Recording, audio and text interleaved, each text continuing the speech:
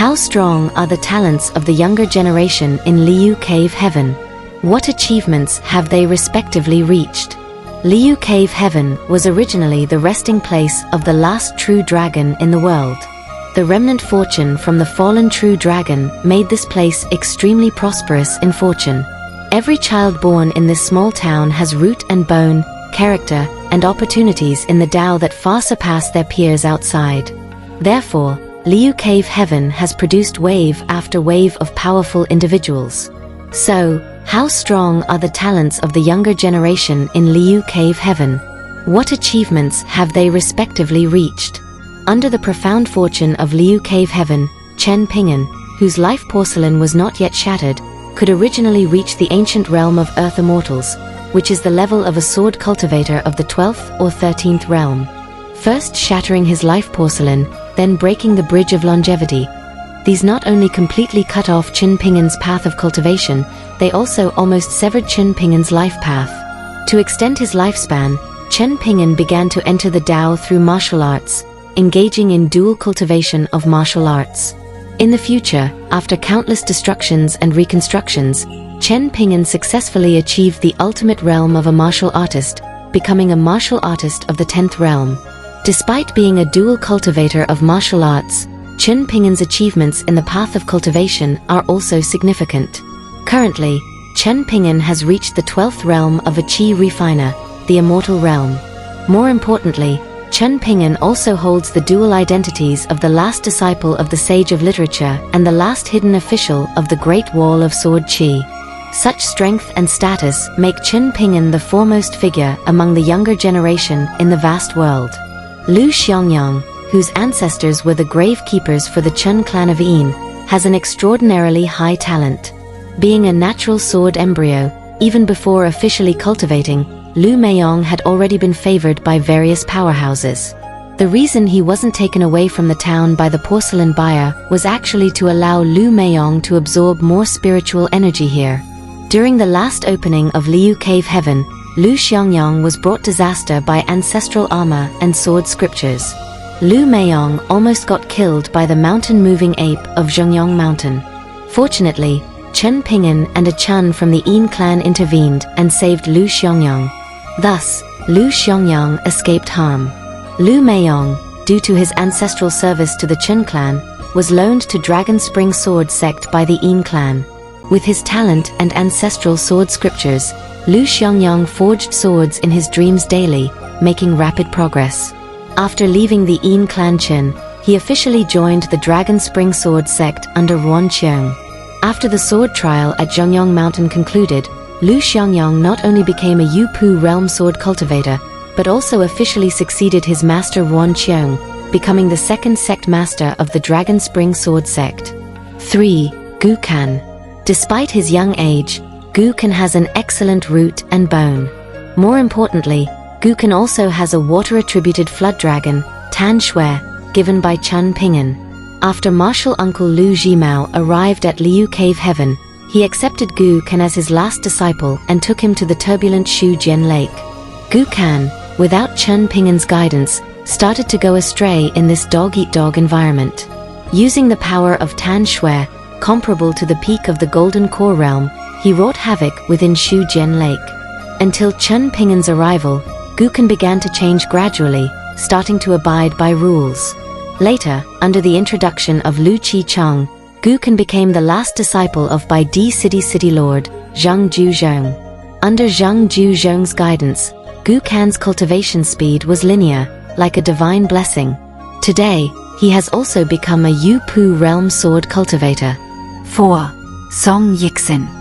Song Jixin is the prince of the Dali dynasty in Beipingzu. He is also the son of Dali Empress, Yu Mian. But despite being a prince, he is merely an abandoned pawn in court struggles. Yu Mian chose Song He over Song Jixin between her two sons. Song Jixin's existence was solely to bolster Dali's national fortune. Regrettably, due to years of being drained of dragon energy by Ji Gui and not receiving Qi Jingquan's literary inheritance upon leaving the town, even when he returned to the court, he could only be a vassal king under his younger brother. However, through the guidance of his uncle Song Chongjing, He later became a vassal king with substantial military achievements guarding the frontiers for De Li. 5. Li Baoping. Li Baoping was born into the Li family, one of the 4 major families on Fulu Street in Liyu Cave Heaven. Since Li Baoping's Dao is intertwined with Beipingzu's fortunes, the Dali national teacher Cui executed the Li substituting Tao strategy, anchoring her brother Li Shixing in Beipingzu. Later, she was also victim to the scheming of Xiangyang master Zhou Zi, where she had to wear red clothes to obscure the heavenly secrets. When Liyu Cave Heaven was about to collapse, Qi Jingchun noted her lively and intelligent nature and took her as his disciple, passing down his literary lineage to Li Baoping. Later, under the escort of her junior martial uncle Chen Ping'an, she traveled to Shanaya Academy to study. During her studies, Li Baoping followed Shanaya Academy's mountain master Mao Xiaodong to travel in one temple of Central Earth Shenzhou. When she independently traveled to the Chen clan, she coincidentally met her orthodox Confucian pragmatist ancestor. Faced with the Li Baoping of today, the old pragmatist couldn't help but praise her as the most deft disciple of the sage of literature. In recent years, she has even developed the semblance of a female master and is hailed as the first female Confucian in the vast world. 6. Li Xisheng. Li Shixing's true identity is a Confucian incarnation of Ko Ming, the first disciple of the Tao patriarch. Unlike his siblings, Li Shixing was not born in the Li family but the Chen family. Due to the Li substituting Tao strategy by the Dali national teacher Cui, Li Shixing became Li Baoping's elder brother. Thus, Li Shixing's name lacks the character Bao. Though he spends his days confined within the Li family's mansion, researching without stepping outside, despite the suppressive rules of the small town's heavenly Tao, Li Shixing's cultivation speed remains rapid. Even the exceptionally gifted Ma Kuxuan cannot compare, being regarded as the pinnacle among the younger generation of Liyu Cave Heaven. He stands as the foremost among the younger generation of Liyu Cave Heaven. 7. Li Bao. Li Bao is the second son of the Li family on Fulu Street, also the brother of Li Shixing and second brother to Li Baoping. After Liyu Cave Heaven shattered, Li Bao, taking advantage of his family's residual influence, smoothly entered the Dali capital's civil service. To advance his career, he even agreed to the Empress of De Li's request, sending Zhu Lu to assassinate Chen Ping'an. Though Chen Ping'an thwarted this plan, the event sowed animosity between them. Fortunately, Li Shixing later intervened personally to resolve their enmity, pleading with Chen Ping'an to spare his younger brother. Subsequently, when Chen Ping'an encountered Li Bao, he merely gave him a thrashing. Li Bao's demeanor became increasingly mature. Using his abilities, he gradually rose to a 4th-ranked official in the Dali dynasty. Meanwhile, Li Bao cultivated friendships, maneuvering between the mountains and rivers, commanding power worthy of a regional lord. 8. Li Huai. Li Huai is the son of pure martial artist Li Er, and also a child of exceptional destiny.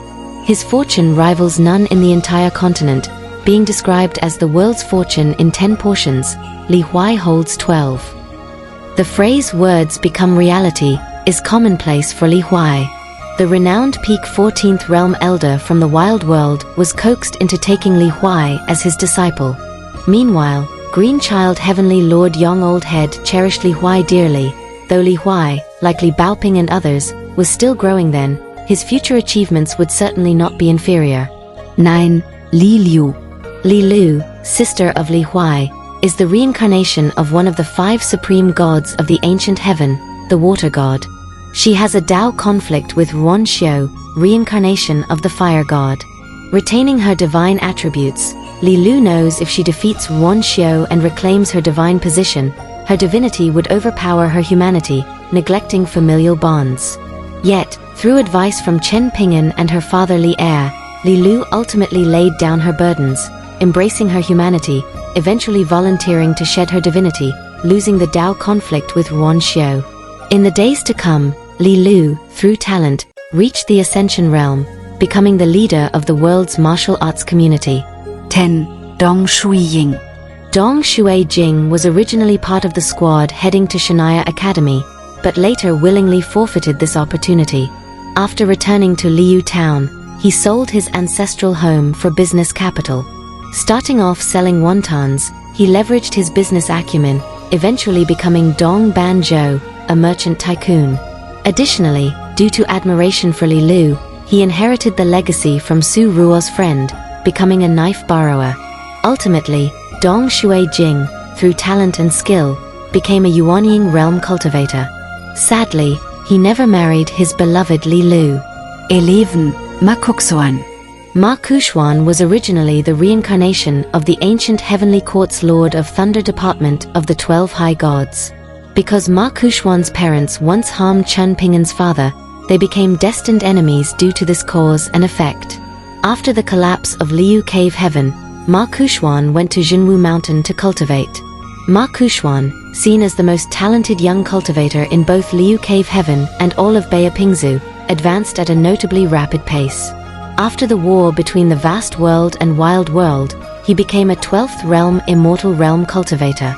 Regrettably, in his destined battle with Chen Ping'an, Ma Kuxuan was ultimately slain by Chen Ping'an, a dual cultivator of martial arts. Originally, Chen Ping'an did not wish to take Ma Kuxuan's life, but Ma Kuxuan chose to shatter his own soul to repay family grievances.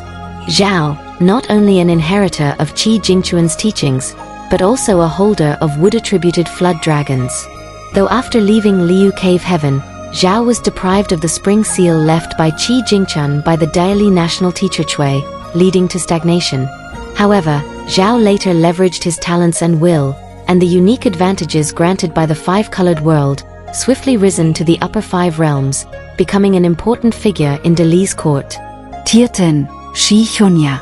Shi Xuanjia was originally part of the squad heading to Shanaya Academy for studies, but like Dong Shui Jing, got off midway. Shi Xuanjia moved with her family to Dali's capital, gradually shifting from an academy student to a family-oriented woman.